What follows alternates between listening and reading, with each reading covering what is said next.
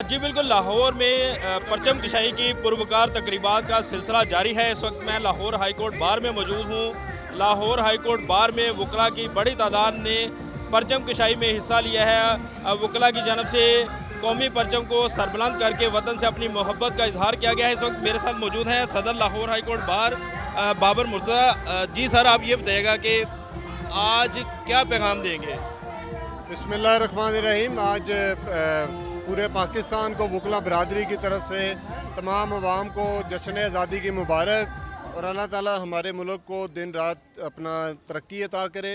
और हम दुआ गो हैं कि पाकिस्तान का जो दुश्मन है उसको अल्लाह ताला निस्तो नबूद करे, और इंशाअल्लाह ताला पाकिस्तान में जो इस वक्त मसाइल हैं अल्लाह खैर करेगा। इंशाअल्लाह हम पुरुमीद हैं कि तमाम लोग मिल के इन मसाइल पर काबू पाएंगे और पाकिस्तान तरक्की करेगा। बहुत शुक्रिया। जी बिल्कुल, सेक्रेटरी कासिम एजाज समरा जो हैं वो भी इस वक्त मेरे साथ मौजूद हैं। सर, आप ये बताइएगा आज क्या पैगाम देंगे कौन?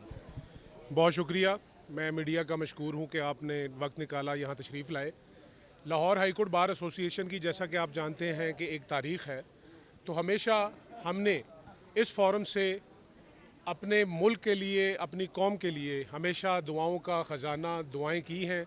और जिस तरह अल्लाह ताला की ज़ात ने हमें ये मुल्क अता किया, मैं समझता हूँ कि वही कुव्वतें हैं जो इस मुल्क को चला भी रही हैं।